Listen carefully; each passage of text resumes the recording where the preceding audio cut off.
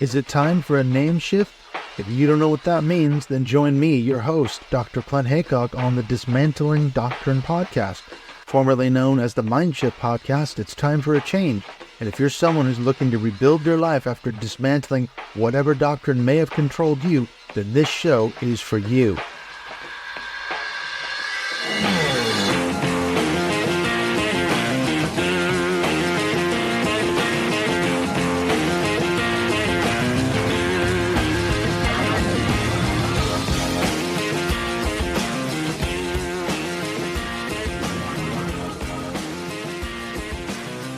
I'm super happy to be catching up with one of my very good friends, Dean Krosecz from Pennsylvania. We've probably been, 2 or 3 years since we talked. So welcome back, Dean, to the Dismantling Doctrine podcast. Thank you, Clint. Appreciate it. My God, you have been through a hell of a lot. I've been watching on Facebook, commenting here and there since we last talked a couple, 3 years ago. I've been watching your journey, and I mean, the one thing that struck me about what all of them, I'm sure we'll get into all the stuff that's happened to you, but the sort of non-religious piece to it all. What would you have done if you were still a Christian? That's what always strikes me. So let's get into the story. What in the hell happened? Because the last time we talked, a couple years ago, I think you were working at a hardware store. You were kind of trapped in this, hellish existence. You made some major, major life changes, didn't you? I did. Okay, so I was at the hardware store when the last time we talked, Mm, and I was writing the book that is out now, Seasons of Peace. I was writing that, and the original plan was to save up enough money, buy a car, get a better job, and work my way back into my own place and all that type of thing. For your listeners who haven't listened to the other times you had me on, when we met, I had this beautiful tiny little house up in the mountains in Pennsylvania. Deer would come and eat out of my hand.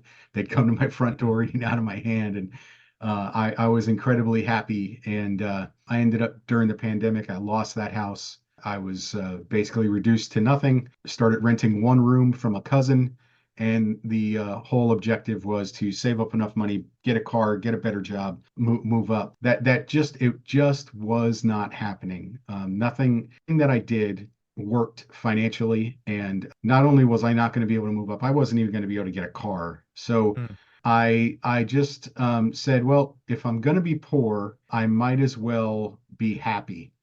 So I took a job in Yellowstone National Park. As you do. And yeah, I mean, all the kids are out of the house. They didn't need me at the time, Yeah. and You're and footloose and fancy free, make a big life change. yeah, and I had a chance to really do something wild, and I did it, and I was loving it. It was incredible. I did not have a bad day for 60 straight days. Mm. I would wake up before work, I'd be out in the park. I'd go to work all day, do my job. After work, I'd be out in the park. On my days off, I'd be out in the park. I Mm. mean, I was in Yellowstone. I was Yeah, getting you're in paid. paradise, man. I was What were getting you paid to doing there? Were live. you were you like a park ranger sort of thing? No, I was not. I was basically a janitor. Right. Which And is then a after, job, but it was in yeah, Yellowstone. and then after 6 weeks, they promoted me.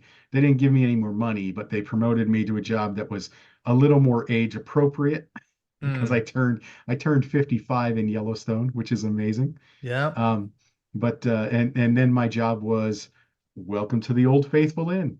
Oh, very nice. Yes, Because I remember and the pictures, seeing them on Facebook. I mean, just stunning. Obviously, everywhere you turn. I've never been to Yellowstone, but obviously I've seen, documentaries and stuff about it. Everywhere you turn, you've got mountains and, waterfalls and buffalo and all the rest of it, geysers.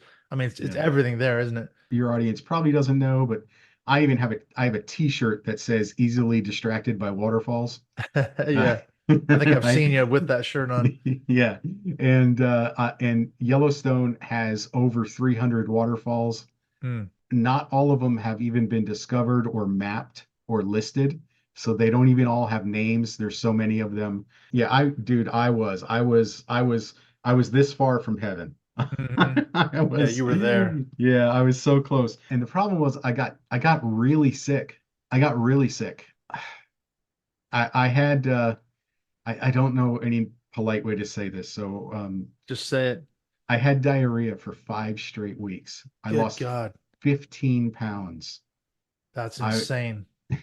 I was 170 pounds. I was 185 when I went out there, and then all of a sudden I was 170 pounds. I had lost so much weight that my belt was I would have to take my pants and close them and fold them over Hmm. and then tighten my belt to try to keep my pants up. Drill an Uh, extra hole in your belt. yeah, you're right. And I finally, after 4 weeks, I took a day off because I was like, this is ridiculous. I need to give my body some extra rest. So I took a day off and it didn't really do anything. And I was taking all the meds, all the over-the-counter meds and whatnot, and nothing was changing. So I went back to work and I was like, I'm going to set an appointment at the clinic, but I was getting dizzy at work. Hmm. And my coworker was like, Dean, just go to the clinic now. Yeah, you And can't and wait any longer. yeah. So I walked over to the clinic. It was about a half-mile walk. And because of my age, they're losing their minds. They're like, "Oh my gosh, you had a heart attack." To which I laughed, right? I'm like, I hike in the mountains for fun. I didn't have a heart attack. Come on. I think you'd know by now. Yeah. Right? And then they're like, "Well, you might have had a stroke." And I said, "I walked here, man. I didn't have I walked over here of my own accord. I didn't Hmm. have a stroke." They're like, "Well, we got to test you. We got to test you." So they checked my heart. They tested me for stroke. They're like, "Okay, no heart attack, no stroke. We don't know what's going on." The doctor's like, "There's one more test. We're going to give you one more test." And they give me the test, and the guy comes back and he's pissed off, Hmm. and he says, "How long have you had diabetes without treating it?" And I was just like, "Whoa, Yeah. Time out here, no, friendo. no, look at me, I haven't man. had diabetes. Yeah. I don't have diabetes, man." And he's like, "No, your A1C is like, I think it was 9.4." He's like, Hmm. Your A1C is out of control, man. You've got diabetes." I was like, "Holy cow." So I took some time and I thought about it. And what the conclusion I came to was, okay, I've got diabetes, but that isn't giving me diarrhea for 5 straight weeks Yeah, that and doesn't me make losing. sense. Right. So I decided to come home. Well, come back to Pennsylvania Right. because I no longer had a home. But and my cousin was nice enough to let me rent the room again. And it was only supposed to be for a few months. And then I was gonna get my blood sugar under control with my diet, and then head back out and go back to doing these jobs that I found out are kind of plentiful in the country. Right. So National parks, you mean? yeah, and similar places. So Right. my goal was to just hop from park to park like every 6 months and just, Yeah. Just you go as know, far as you can. yeah. And so I got my old job back in a different department at the hardware store of which I know nothing. And I had insurance. I had my insurance back for 1 month, and flu was going around. It was early October and flu was going around the store. And all of a sudden I was dizzy. My skin felt clammy. I was sick to my stomach. I was like, "Oh, dude, I just got the flu. Stay away from me. I got to go home." And I came home and I threw up for 2 days thinking I had the flu. And one of my cousins was finally like, "This is stupid. Just go to the hospital." So I called an ambulance and they didn't have to put me on a stretcher. They supported me while I walked Yeah. to the But you were ambulance. that weak anyway. Yeah. No, I was that dizzy Oh, right. because Yeah. the whole world was spinning. Hmm. And I get to the hospital and the emergency room doctor is like, "You don't have a flu, man. You got some kind of benign vertigo. We'll get you on some vertigo meds and we'll get you out of here." And I was like, "It doesn't feel very benign." Yeah. Not when you're suffering from, yeah, not being able to stand up. Yeah. So he left, and the nurse who, I'm not really good at this, but she if she was 30, I would be surprised. And Hmm. she goes, "Follow my finger," right? And she goes, "Okay." And she leaves. And like 3 minutes later, the emergency room doctor comes back and he says, "I still think it's some kind of benign vertigo, but I'm going to send you for an EKG, not an EKG, something where they check your brain. Right. Yeah. I'm going to send you for ECG that." or something like that. Yeah. But it's like a full workup anyway. Yeah. And he says, "And I'm going to schedule an MRI just in case." And I'm like, "Okay." So they do the whatever the electro thing is, Hmm. and they do that, and they also gave me an EKG, took a picture of my heart, and they gave my heart an ultrasound as well. I thought that was pretty funny. Hmm. Turns out those are perfect. My heart is great. My arteries are not clogged in any way. My cholesterol level is quote unquote perfect. I don't know what that means, It's good news but though. yeah. And I go in for the MRI, and it takes like 15, 20 minutes. And I come out, and the people running the MRI say, "Stop! You're not going to get out. They already told us they want a second one. So if you're okay, we're going to put you back in." I was like, "Okay." So they put me back in, got me out.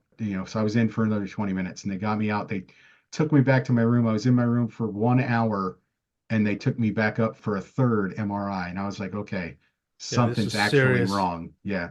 This And I can't was be like, right. yeah, but I was practicing my stuff, right? I was practicing my peace stuff. I'm like, dude, you have no idea what it is, so it's stupid to get scared at this Yeah, point. all amped up But about it. Yeah. yeah, and so I kept myself calm. And then after the third MRI, the emergency room doctor comes in, and he's like, okay, I was wrong. You don't have vertigo. You had a stroke. Look at this. This part of your brain here is dead, and blah blah blah. He goes on for like 5 minutes, and then he stops and goes, and his eyes get real big. He goes, that was a lot. I am so sorry. You Because he just just dumped on unloaded you. it on me. Yeah. And I was like, it's okay. At least we know what it is now. Tell me what the next steps are. Let's just Hmm. get the ball rolling as quickly as possible. And they brought some neurologists in. They got me on some antivert meds to get my stomach to calm down, to get things to stop spinning. And then they brought a few neurologists in to check me out. And they were like, yeah, 3 to 6 months full recovery. We think you'll be okay. I'm like, okay, thank you. How much is this going to cost? Don't worry about that. Don't worry about that. Okay. Yeah, I am worried about it. This is Yeah, America exactly. after all. Yeah. And so they admit me to the hospital, and I immediately call work and say, all right, I'm in the hospital. I don't have the flu. I had a stroke. Well, we can't talk to you. You have to talk to this third party. I'm in the hospital. I had a stroke, yet we can't talk to you. I said, okay, I'm in the hospital. Can For the can third somebody time. can Yeah. somebody just text me the number to this third party that I have to talk to? Oh, sure. And a few hours later, they text me the number and nothing else, just the name of the company and the number. I'm like, Wow. America's Heartless healthcare bastard. system. Yeah, Yeah, second to yeah, none. yeah. And so I call those people, and I explained to them I had a stroke. I'm really dizzy. I'm not sure exactly what's going on. And they were like, well, you have to, once you get out of the hospital, you have to go to this place and get this paper, and then you have to go to this place and get this paper. And I said, do you understand what I just told you? Yeah, how am I going to do all that? Right. I'm in the And, hospital. I yeah. had a stroke. Yeah. And they were, they were just, it was Yeah, just in crazy. one ear and out the other.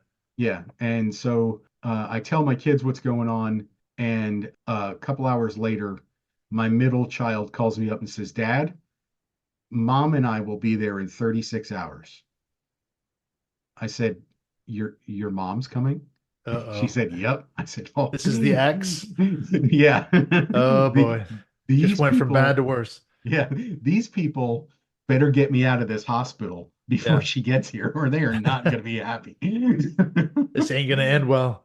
No, no. And they did. They got me out of the hospital before those two got here. They got here the next day, and my ex-wife goes, "Give me the phone." And Okay. I dial the number. I give her the phone, and she steps out of the room, and she comes back with a piece of paper, and she says, "Okay." And she's got two pieces of paper, stuff that she'd written down, and another piece of paper. She says, "Tomorrow we're going to take this to your doctor. He's going to fill it out, and he's going to fax it to them, and that's all you need to do." Right. So this is the healthcare from the hardware store? Yeah. The insurance, I mean, yeah. Yeah, yeah. She Well, tried. it wasn't the insurance. It was a third party. Ah, of course it Um, was. yeah, to make it was a third party from the store corporation so that they didn't get sued because I Right. had a stroke at work, I was right? gonna say, when did this happen? It wasn't when you were at Yellowstone. So yeah, No, they're I gonna was say, I was oh, at work. we're liable somehow. Yeah, They're or freaking yeah, out. yeah, and they didn't want to pay workman's comp, they didn't Hmm. want to pay long-term disability or whatever, right? They didn't want to do all that. So my ex-wife and my middle child are here for a couple days and they're helping me. They do laundry and stuff so that I don't have to go up and downstairs but I'm still like really dizzy. And at first, the hospital told them, I had the stroke October 6th, and the hospital told them I would be back at work October 16th. Give you just 10 days to recover. Yeah, I was Good like, God. I was like, Yeah, you less than just two told weeks. you just told me part of my brain is dead. I have to relearn how to walk. And you're telling them I'll be back at work in 10 days, right? Yeah, but from what So it sounds like, this hardware store, they wouldn't y- notice the difference. I mean, yeah. that's where I shop in this country. It's the same thing. We have our Home Depots type things. We Mhm, have B&Q and everything else, and it's just mhm. shocking the level of ignorance on the part of the staff. And I'm a builder by trade. I mean, I Yeah, know more than they do most yeah. of the time. hmm Yeah, I deal with electricians Yeah, all day long, and they educate me all day long. I'm like, oh, okay, thank you. Yeah, right. but yeah, just this is for your sake. This is I'm saying this for your sake. I do not work at Home Depot, so all the lawyers here, I don't work You at can't Home be Depot. sued.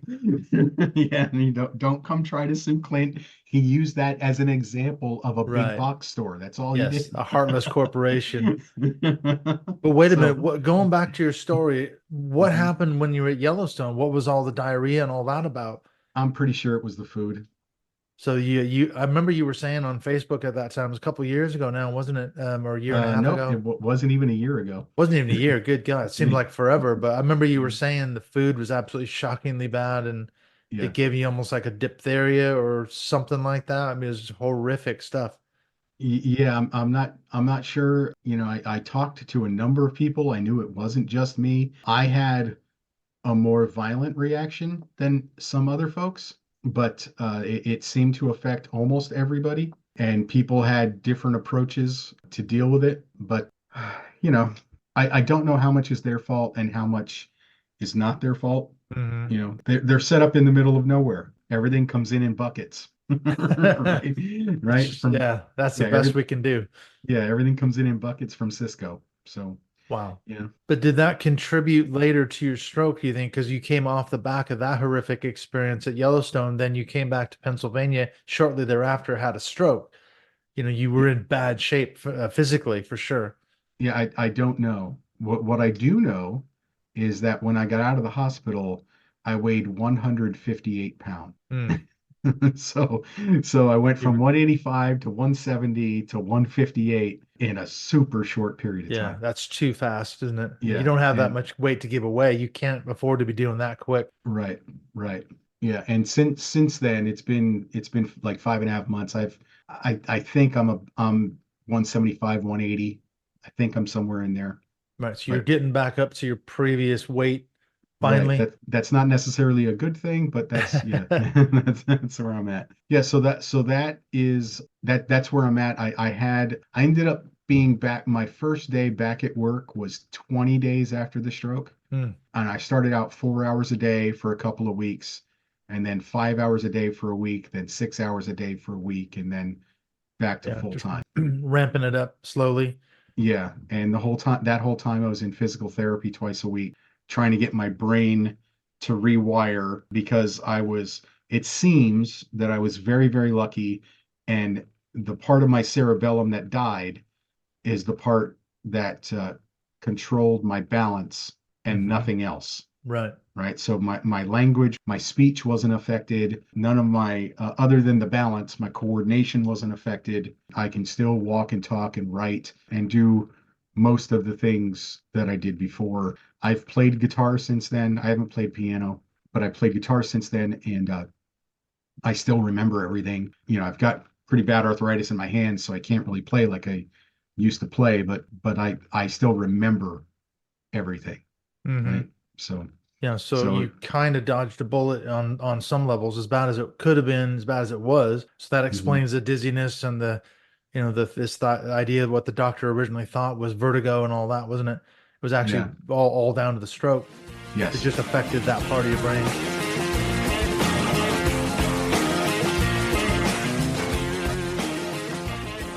We will be right back in just a few minutes. We're going to finish the second half of this conversation with Dean Krosecz. And what I really want to find out from Dean is the question about what was his response to all the suffering. Because, of course, as good evangelicals, when we were Christians, we would have interpreted all of this as God trying to get our attention. So we're going to get into that subject in the second half. But before we get into the second half, I wanted to bring you up to speed on what's coming up here on the next few episodes of the Dismantling Doctrine podcast. We've got some great news. We finally have a release date for my book. The book is called Not So Shiny, Not So Happy People, How Bill Gothard, Church and Family Taught Me Christianity Doesn't Work. It is going to be officially available on the 11th of September, exclusively on Amazon. It'll come out first as a paperback as well as the ebook, the Kindle version. And then within probably a week or maybe two at the most, we're going to have an Audible virtual voice version available as well. So what we're going to do on the 11th of September, when the book drops, I'm going to read as a podcast episode the preface to the book. And I think just from hearing that, you're going to want to go out and buy the book. And then actually my editor, Tim Sledge, is going to interview me about my book. That's going to come out on the 18th. Hopefully around that date, the Audible version is going to be available. It's actually going to be done through AI, but I think I'm going to work on eventually recording the book myself, but that's months down the road. So that's really exciting news. The book is coming out on the 11th of September. What I hope you will do is obviously go buy the book, read it, and leave a good review. You're going to find out more information coming up here on the next few episodes with me reading the preface chapter and then the interview with Tim. So super exciting news about my book. I cannot wait. And then I've got a couple of episodes coming up. I've got Larry Jordan. We're going to kind of continue this theme of spirituality, finding spirituality after leaving, in his case, Catholicism. And this is actually something that Dean and I are going to get into in a few minutes as well, talking about spirituality. And then I've got hopefully an interview booked sometime in September with my very, very good friends Conway and Siegelman. And they, of course, are the authors of Snapping and Holy Terror. I've had them on the show before, so we're going to be talking about their ongoing work. I'm super excited to be reconnecting with Conway and Siegelman again. And then finally, if you want to be a supporter of the Dismantling Doctrine podcast, you could do that on Patreon. The links to that, as always, are in the show notes. You get some really great benefits. You get to be a part of our closed Dismantling Doctrine podcast Facebook group, as well as getting a chance to be on our monthly Zoom calls. We've got one coming up in the month of September. We're nailing down a date now, but it's going to be usually around the third Sunday. I can announce now that I'm going to have Tia Levings as my guest for the September call. So I'm working on getting someone lined up for October, but I'm really excited to have Tia come back on. She's, of course, the one who just came out with the book, A Well-Trained Wife. Her video went viral on TikTok, I think it was last year, her funny baby voice video. So I'm really excited, to have Tia Levings come back on in September. All right, let's get on back into the second half of this chat with Dean Krosecz as we continue to look at this issue of how do you create peace? How do you endure suffering without God?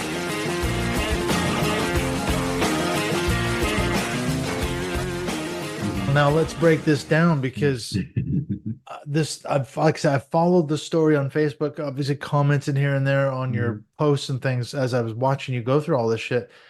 But you were a worship leader. You were into the whole sort of Seven Mountains mandate out of Houston. We talked about all that in previous podcasts.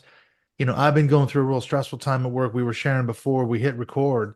And the first thing I thought of when I started going through this stressful time at my work was, as an evangelical, how would I have responded? I would have been praying. I would have been seeking, prayer chains and getting the church involved and wondering, what are you doing, God? What are you teaching me in all this? What's happening? Is this a lesson in faith? Because you are a classic example. You're like Job, God's teaching you a lesson. Where is the religious component in that? Have you been tempted to go down that line at all and explain it all that way? No, I haven't. Not at all. Short answer, no. Yeah. And that's the, I don't believe in anything supernatural anymore. And so, people tell me, oh, your guardian angels were watching out for you, or, spirit, whatever. Yeah. I just don't believe it. And again, you and I have spoken about this several times at this point, but if there is an all-powerful, all-knowing, all-loving, everywhere present at all times God, that entity is an absolute monster. Mm, And I've learned not to expect any mercy or help from that if that thing exists. mm. And I simply don't believe, I don't see any evidence that it actually does.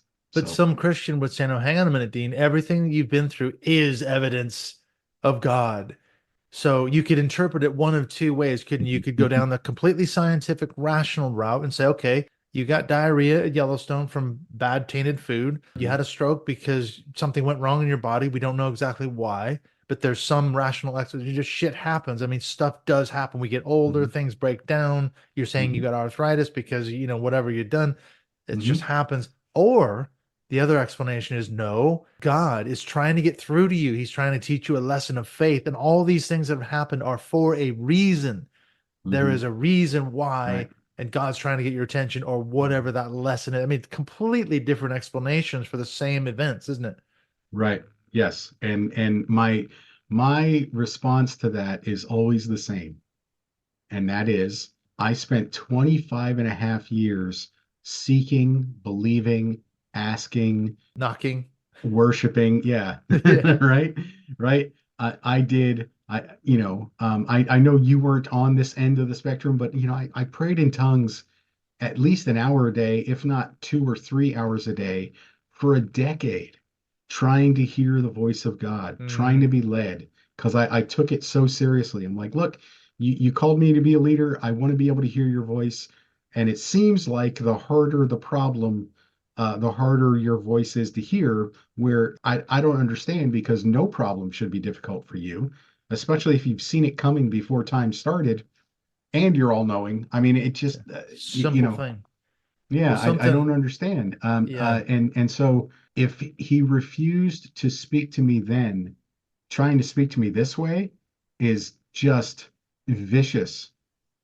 Yeah, it's sadistic, isn't it? Yes. Yeah. I mean, it really is. And again, I don't believe that that entity exists. So I don't think that that's what's going on. I don't think God is torturing me because I don't think that God exists. I can tell you the neurologists, one of them that spoke to me is in their residency or is just ending their residency. So they've got all the latest, they got the finest education, they've got the latest education. They Mm, really know their stuff.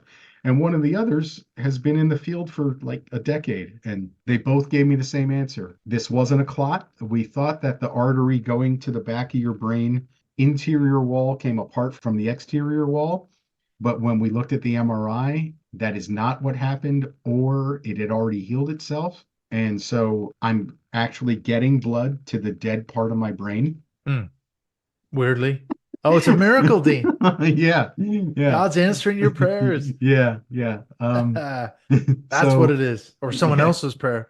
Someone's praying yeah, for you. You may not yeah, be praying, you see, but that little old lady in that upstairs, yeah, closet or loft is praying for you. yeah, yeah. Something like that, sure. Yep. Old Yeah, prayer so warriors. the doctors have no idea why I had the stroke, and they have no idea because my arteries and my heart are great. They have no idea how to tell me to prevent another one. Yeah. It's So they're it's just like, be smart, go live your life. yeah, That's you it. can't do anything but do that, can you? You could sit Right. here huddled in a corner, but I mean, what Hmm. good is that going to do you?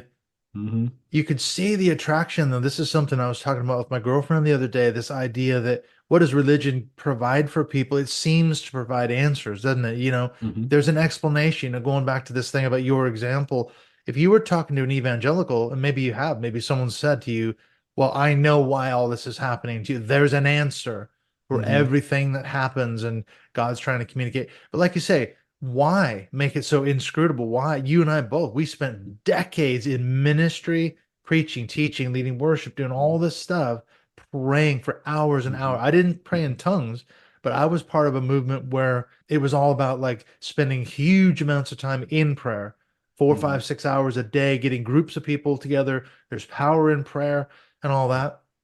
I never heard God speak to me audibly. I never heard any of that, but I sought God desperately for years and years and years and years, tried to teach other people how to do it, never heard anything. Why? Why doesn't he just come back and respond? You know? Yeah. Where's the answer? And then, like, say, why throws intense suffering into our lives to then get our attention when we Yeah. were, we were doing the right thing for 20 years or whatever. That's crazy. Yeah, exactly.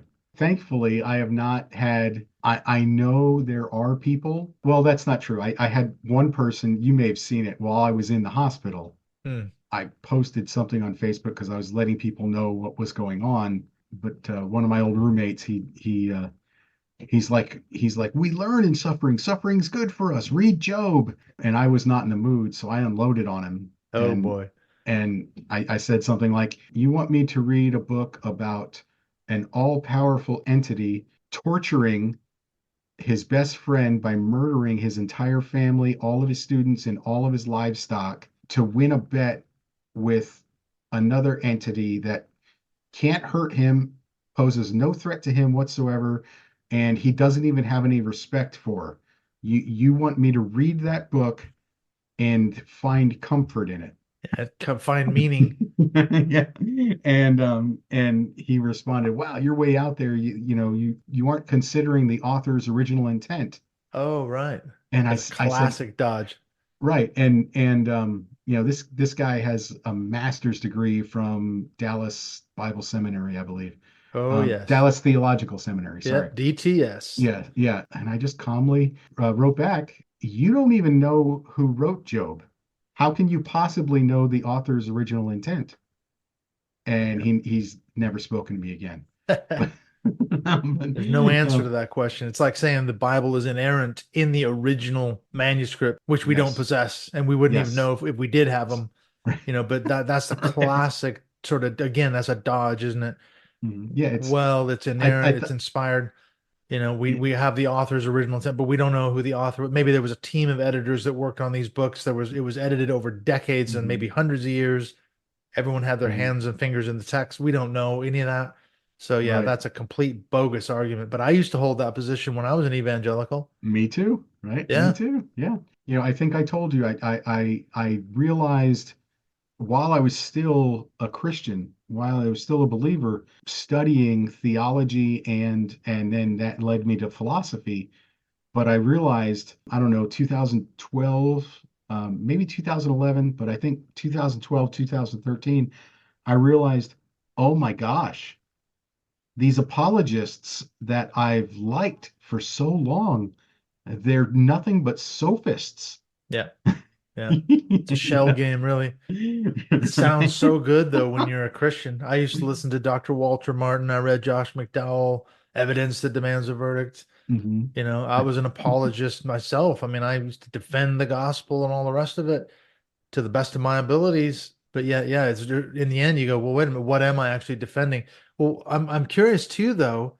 When I was saying I was going through a real stressful time at work, the instant thing that happened to me was this sort of inbuilt desire to start praying. And I had to stop and say to myself, okay, I need to unpick that conditioning. What does it say about your own journey of deconstruction that you didn't even think, oh, I should pray about this. I should read my Bible. I should talk to other Christians. I should go call a pastor. I should go to church again. Or, what does it say about your own personal development that you didn't go down that line? I'm not sure. I have been out for at that time it was I was finishing up my ninth year of Hmm, no longer believing. right. So there's that. I don't know where you are at as far as timeline. I know I've done a lot of work, interior work on me. Hmm. I also know that the work that I've done with peace, my own, because I understand how my body and mind create peace. And so I've relied on that for a long time now. And that was instantly what I went to. I mean, I didn't even think about praying. I just triggered the peace inside me and let my body and brain do the rest. Hmm. Yeah. And also, unlike you, I was not raised a Christian. I was not raised in the church. We've talked before about if I heard the name of Jesus Christ in my house, I better leave the room because I'm probably about to get punched in the mouth, Yeah, it was a right? swear word. It wasn't a Right. wasn't the start of a prayer or ending of a prayer. No, it was not. And so at 21 I became a Christian. I was 46 and a half when I realized I no longer believed any of it. And for me, that's what it was. It was not a decision. It was, okay, I no longer believe that. Okay, I no longer believe that. Okay. And then finally coming to the realization, holy cow, I just don't believe any of this anymore. Hmm. So now what am I? And eventually I got to, well, I'm just a human being, just like everybody else on the planet. Yeah. And Just trying to get through life. yeah. Well, but you found it seems like looking at your Facebook posts and stuff, going to Yellowstone and being out in the mountains of Pennsylvania, you found a quote unquote spirituality. Would you dare to call it that? You love hiking, you love nature, you Mhm. were loving the fact that you had deer coming into your backyard and all the rest of it. Would that be some form of spirituality? This idea of finding peace or mindfulness or whatever you want to call it, is there something there? Because I know for a lot of people, they don't want to even think about even something as broad as quote unquote spirituality. Oh, Yeah. there's a God out there. No, not necessarily saying that at all. There might be something we don't know, but we can connect with nature, and that gives a calming and a sense of peace. Right. So I don't know that anything like a human spirit exists. I don't think that angels and demons and all kinds of other spirits exist. I just don't. I don't know any other way of describing what I do as anything other than spiritual, right? Because that's just the language that I Yeah, have and that just a label. we, yeah, that we can all communicate with. I have experimented with Buddhist and Hindu stuff. I experiment with New Age stuff. Some of it is okay. Some of it is, yeah, that's just goofy. I'm not going to do that. You're Yeah. right. And so I call myself spiritual if people ask, you know, again, I don't believe in anything supernatural. I believe that we create all of it Mm-hmm. with these enormous brains that we have. Hmm. And I don't know. By the way, I'm very comfortable with that statement. I don't know. I love Mm-hmm. that phrase. Yeah. You could just I be in yeah that, yeah. yeah, in that space. So I don't know what I would call it.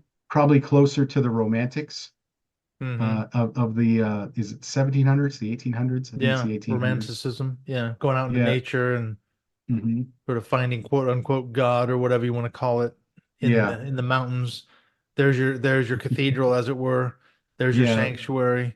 Yeah. And I think it was John John Muir Muir. in Yeah. Yellowstone himself, sort of quote unquote found God. I don't know whatever he would say, but that was his cathedral. That was his sanctuary out in the Yeah. wilderness. Yeah, he said he left his small Presbyterian God or the small Presbyterian God of his father and found a much greater God in the cathedrals of nature, right? Yeah, So it's a great way to put it. I love that idea, being in the cathedral of nature. Well, listen, I know we got to go, but one last question. How can people Mhm. find you if they want to communicate with you? I mean, I'm glad to hear that you're on the mend. Don't take this the wrong way. I will not be praying for you unless you start praying. We're not going Oh, to have a prayer thanks. service, but how can people find you? Because I know you write books of poetry and all that. Where Mhm. can people find your work as well? Right. Seasons of Peace. If you type in on Amazon Seasons of Peace Dean, this is the first book that comes up. Mm-hmm.